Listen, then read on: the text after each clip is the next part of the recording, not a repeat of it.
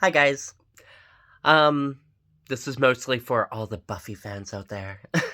As you've noticed, I've been posting like way too many things of Buffy, but I mean, 'tis the season, the reboots come in, and it's like life for me. So, um, Buffy is just everything to me.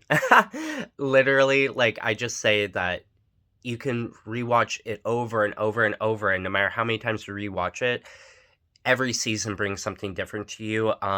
It always resonates in a different way at a different part in your life. Like you could rewatch it 100 times, and years later you watch it one more time, and you are now in that mindset, in that space to truly understand so much more than It's always like layer after layer. Anyway, uh, I, of course, went through another binge watch of redoing it all. I guess I just really wanted to try my best to get through that season 4 of Angel, and I like to just find creative ways to enjoy the series. It's always surprising to me.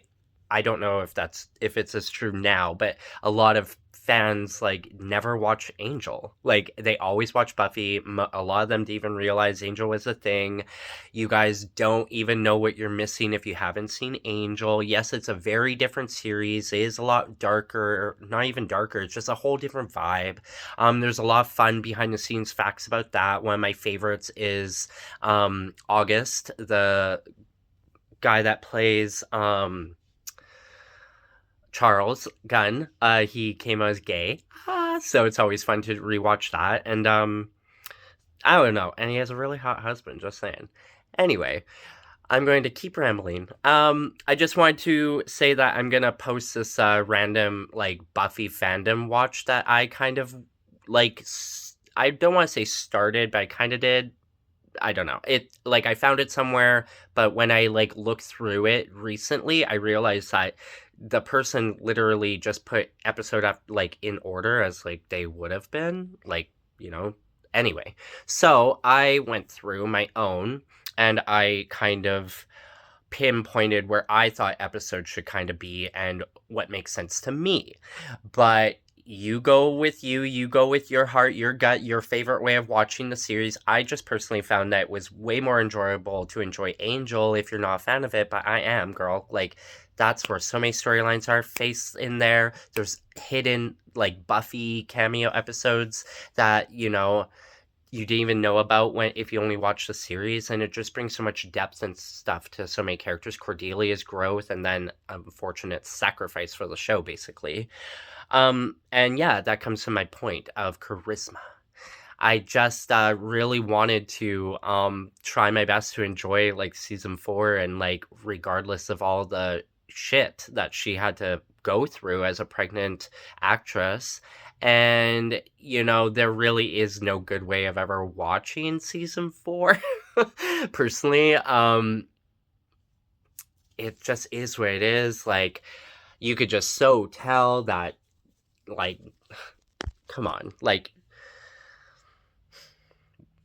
the sex scene, was it really necessary? I would have been way happier with just a freaking hi. So I got cut off because my camera is so lame, and I'm rambling forever, of course, and nothing got recorded. So where was I? I was just pointing out that, the sex scene was so unnecessary.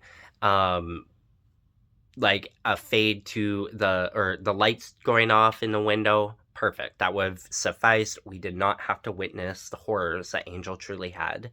I think that was honestly truly where Joss Whedon was really trying to just destroy her character in general and her as an actress in a weird effed up way, because it's not like she had a choice. She didn't want to be pregnant making out with like some teenager, and I'm pretty sure he, as much as gorgeous as charisma is, I'm sure he didn't feel the best about it either. Anyway, I just am rambling about it because I wanted to touch base with the fact that I rewatched a series to try to get like a better grasp on getting through, I guess, season 4, and like where I feel like it in my fan brain is a good way to understand the whole theory of like was it Cordy, was it Jasmine, you know? I I've come into contact with like a few great theories that worked for me, and whether it's right or wrong or whatever you want to believe, like you do you, and you watch the show whatever way you want to watch it, and you believe whatever you want to believe. But this for me helped. There was like a theory that like in the ethereal plane is, you know, there's like that saying of demons and stuff like they never want you to know their true name, and that actually was in Buffy as well. And you know, usually that's how you can get possessed. So a fan was like saying how in the ethereal realm is where she probably somehow met this entity, learned the true name of Jasmine, and then, you know, was being possessed and taken over and wanted to come back to Earth. But lo and behold, to Jasmine, just like our angelic selves, we as spirits come down from the heavens and we forget everything that we are as well. Only a small portion of us remains, and hence teenage Cordy, which I loved. I loved that part. I loved seeing her play true Cordy again, through this whole efferoo of it all. And yeah, anyway, so then, you know, she has no memory, and it's all weird and creepy with the whole like trying to force her to get closer to Connor and whatever. And you know, as like the shit's going down, it's very obvious that she's acting strangely a little bit and stuff. And then someone said that like how it was probably the fact that Jasmine was trying to influence her and make Cordelia feel like it was the right thing to do to the Connor thing and whatever. And I guess, you know, that does, I get that to a degree. I think after the spell with Lauren, it, like they said, awakened her, but I still don't think she had full, complete possession because of the fact that, I'll get to it. Because of the fact that, simply put, when she's acting strange, she still has like a Cordelia aspect to her, and you can argue that she's, you know, not fully her, she's just being faked as Cordy, but I still don't believe that's true because of the fact that I can't even ramble right. Anyway, I just want the fact that she's trying to be flirty and be whatever, I think that's very Jasmine of her. And then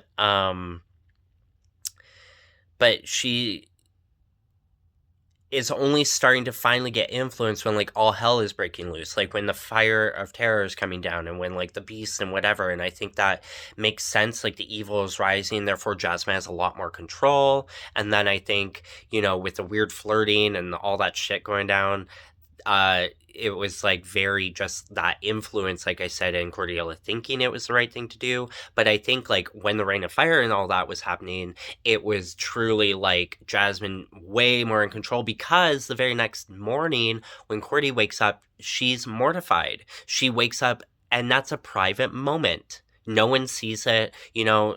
Connor's beside her, but she's like not looking at him.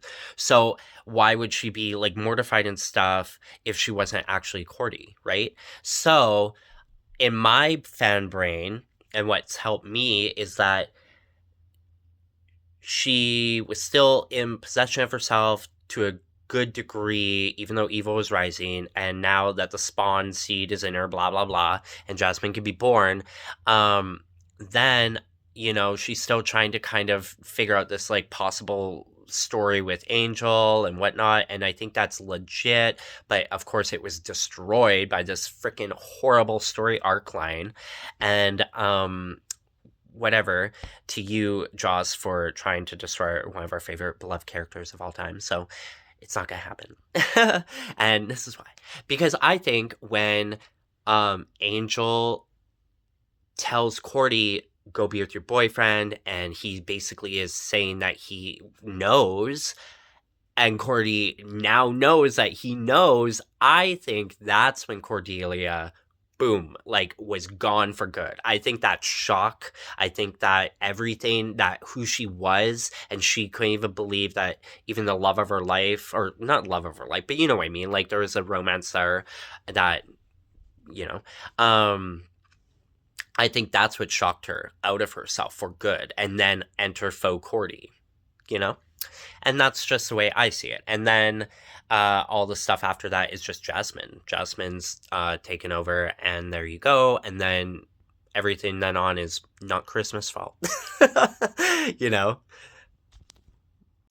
And then you don't see the real Cordy at all until season 5, honestly. And then it literally like basically picks up right after season 3, if you think about it.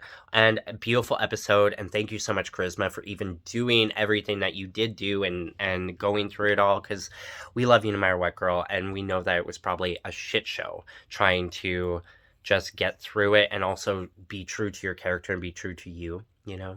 And also being pregnant. Like, come on. My God. As if. As if that's what she signed up for. And then, yeah, and then I gotta say that I just found that, the smoky eyes, like, where'd that come from? I don't remember. I might have to go rewatch again, but I'm pretty sure that is more of a Jasmine thing. And then, or they were just trying something new, but no, it didn't fly with me.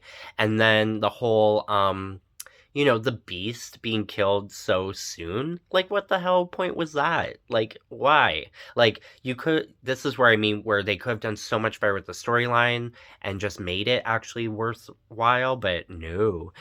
Even Cordelia being revealed as what she was and all that way early, and then we have to watch the behind the scenes and all that of her, and we're like, what the fuck? Like, it was so dumb. Like, they should have just revealed it all at the very, very end, and then it would have been like an actual shock. But I guess they just had to do what they thought they had to do. And then, come into season 5 and being like let go out of the blue, like so horrible. And I honestly don't even think that the James Marsters like story about how he took her paycheck and all that fully is legit, because they even bring Harmony back. And I mean, come on. Really? You can afford all that, but so very, very interesting watch. And basically my whole rant about it was just that I wanted to watch it or rewatch it out because I just love it, and also see if I could find a way to enjoy it a little bit better or help anyone else out there that enjoys it. And so basically I took this whole series and I chopped up my own version of how I enjoyed it and which episodes to me fit together and kind of even fit together with the tone of when you watch like an Angel episode. They don't always work, and if you don't know, between seasons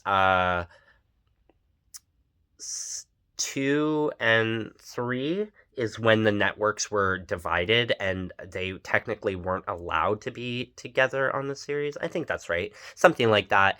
That's why in the one episode in season 6, when Angel and Buffy go meet after Buffy comes back, it's not on Angel and it's on Buffy, because they're also trying to, I think, make a statement that like the networks wouldn't let it happen. So anyway, I just ramble, and who cares what I have to say, but I'm just sharing the love, and that's what I do. And yes, now I'm done sharing a bajillion things of Buffy all over my feed. It's just, like I said, 'tis the season, and anyone new that wants to enjoy both series, I'm gonna post this like fun way of watching it. And honestly, you do you. Like, if you find a funner, I love saying that word even though apparently it's not a real word, way of enjoying the series together. And so this was my version, and you go ahead and you watch it your way. I could later down the line